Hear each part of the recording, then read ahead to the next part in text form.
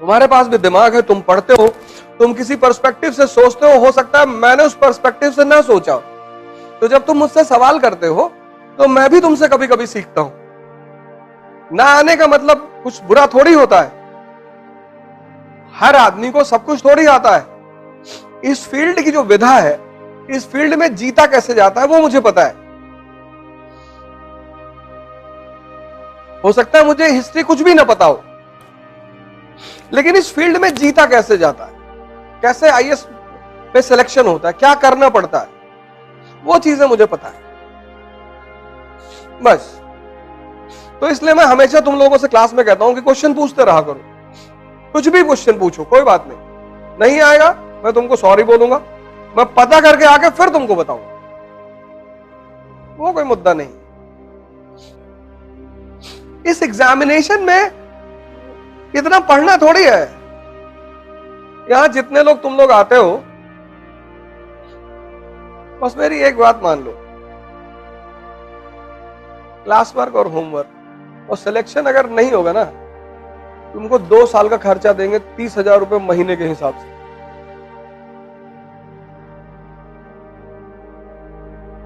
तुम क्यों टेंशन ले रहे हो यार? आज इकरा में मान लो 100 लोग आ रहे हैं, ठीक है, बहुत आ रहे हैं। ये 100 वो लोग हैं जिन्होंने जीवन में खतरा ले रखा है कि पैसा डूब जाएगा तो, लेकिन चलो, जब तुम कोई बिजनेस शुरू करते हो तो तुम्हारा बिजनेस पहले दिन में नहीं खड़ा होता। बिजनेस का पहला चरण है फेथ। इतनी बड़ी बड़ी कंपनियां मार्केट में हैं, तो लोग उनको पास जाएंगे। जब आदमी पैसा देता है वो कहता है कि यार जिसका नाम है उसके पास चलो, नहीं। लेकिन जब तुम यहां आ ही गए हो, पैसा खर्चा ही कर दिए हो, तो मेरी एक बात मान लो, क्लास वर्क और होमवर्क उससे ज्यादा कुछ मत करो तुम। और न्यूज़पेपर, गारंटी तुम्हारा सिलेक्शन होगा, गारंटी।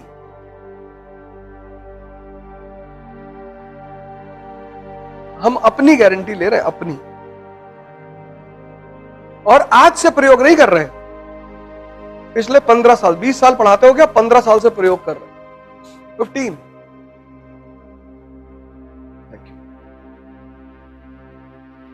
चाय है?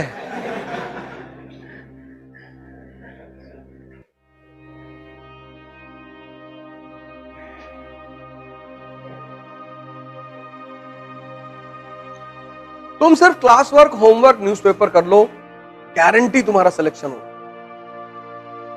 ये हिंदुस्तान में जो 10, 20, 50 लोग मुझे मानते हैं, उसकी वजह यही है। किसी डॉक्टर की जब दवा सूट कर जाती है तभी तो दोबारा तुम उस डॉक्टर के पास जाते हो। इस एग्जामिनेशन में तुम बहुत पढ़ नहीं पाओगे, इतना जान लेना। हाँ, जब तुम्हारी जो क्लास में इकोनॉमी पढ़ाई गई है वो कंसोलिडेट हो गई, हजम हो गई, उसके बाद जब तुम दत्ता सुंदरम उठाओ, अब तुम सोच के देखो, तुम्हारा नेशनल इनकम चैप्टर क्लियर है, सब पता है तुम। अब तुमने दत्ता सुंदरम की किताब उठाई पढ़ने के लिए, कितना देर लगेगा? 10 मिनट, क्योंकि सब तो समझ में पहले से है। नहीं समझे? समझ गए ना? जैसे मैंने तुम्हें पढ़ाया इंडस्ट्रियल रेवोल्यूशन, तुमने कंसोलिडेट कर लिया, हजम कर लिया, फिर किताब उठाया, कितना देर लगेगा? 10 मिनट। तुम इतनी छोटी सी बात नहीं समझ पाते हो, क्योंकि तुम्हारा मन कहता है कि इतनी बड़ी अचीवमेंट इतने छोटे रास्ते से हो जाएगी। सर, ऐसे ही होती है।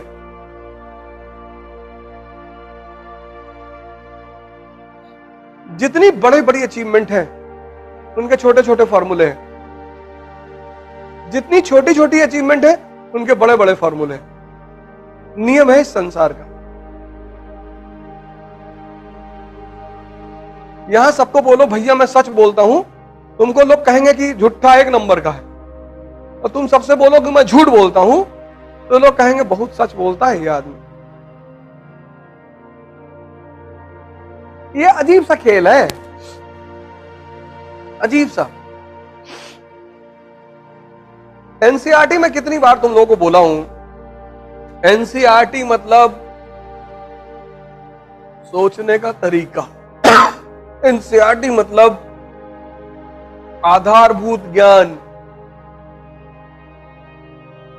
जितने लोग एनसीईआरटी तैयार कर लेते हैं आईएएस की कोचिंग करने से पहले, उनके फर्स्ट अटेम्प्ट में सेलेक्ट होने की संभावना 90% बढ़ जाती है। क्योंकि जब तुम्हें पता है कि लोकसभा क्या है, राज्यसभा क्या है, तुम इमेजिन करो तुम पॉलिटी की क्लास में जाके बैठे तो तुमको पता ही नहीं लोकसभा क्या है, तो टीचर जो समझाएगा तुमसे कनेक्ट हो पाएगा? नहीं होगा। लेकिन अगर तुम्हें पता है तो तुम कंसंट्रेट करोगे।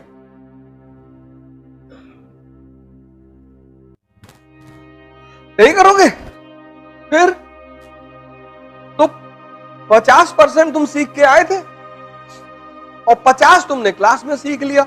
जड़ मजबूत हो गई कि नहीं हो गई? किसी को भी आईएएस बनना है पहले अटेम्प्ट में,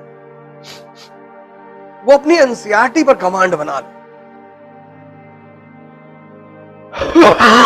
अब जैसे पहला चैप्टर है विपिन चंद्रा का, क्लास 12th वाली एनसीईआरटी है ना विपिन चंद्रा, उसका पहला चैप्टर है 18वीं शताब्दी का भारत, है ना।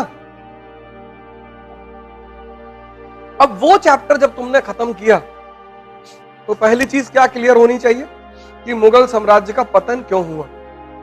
यही तो पहली हेडिंग है। दूसरी चीज क्या क्लियर होनी चाहिए? क्षेत्रीय राजवंश, राजपूताना, अवध।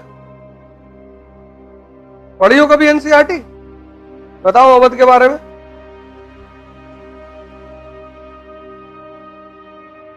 तुमने पढ़ा ही नहीं, बस तुमने पढ़ा इस उद्देश्य से तुमने इस उद्देश्य से तुमने नहीं पढ़ा। तुमने पढ़ा, मैं ये नहीं कह रहा तुमने नहीं पढ़ा, तुमने पढ़ा, पर तुमने उद्देश्य विहीन होकर पढ़ाई की।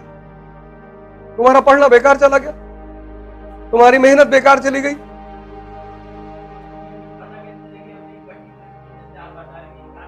अरे भैया चैप्टर, जैसे जब तुम मनोहर कहानियां पढ़ते हो, सत्य कथा पढ़ते हो, तो उसमें क्या लिखा होता है? उसकी टाइटल होती है, उसी टाइटल से प्रभावित होकर तो पढ़ते हो। नहीं, बंबई की हसीना ने हंगामा मचाया, अब तुम उसमें क्या खोजोगे कि इस हसीना ने हंगामा कैसे मचाया? दो ही चीज तो खोजोगे। किसी भी किताब की जो टाइटल होती है, किसी भी चैप्टर का टाइटल होता है, वो यही तो तुमको बताता है। जब कार्ड शादी का छपवाते हो तो उस पर लिखवाते नहीं हो शुभ विवाह, नहीं तो हर आदमी पूछे ना कि भैया काहे दे रहे हो कार्ड, तो जब कार्ड देते हो तो उस पर लिखा होता शुभ विवाह। कहता अच्छा किसका है? कहता मेरे पापा का। अच्छा अच्छा, अबे दे दिए कार्ड, पढ़ लो किसका है। अब सब इंक्वायरी करोगे। तो कोई भी चैप्टर की जो टाइटल होती है, वो टाइटल ये बताती है कि इस चैप्टर में ये चीज, अब 18वीं शताब्दी का भारत, तो किस किस स्तर पर? राजनीति के स्तर पर, अर्थव्यवस्था के स्तर पे, समाज के स्तर पे, तो पता कर लो। नहीं, बंबई की हसीना ने मचाया हंगामा, तो एक चीज उसमें क्या है? हसीना। दूसरा क्या है? हंगामा। तो अब तुम कहानी पढ़ोगे कि कैसे मचाया भाई, तो वही तो चीज ढूंढोगे, हैं? हंगामे वाले पॉइंट ही तो ढूंढोगे।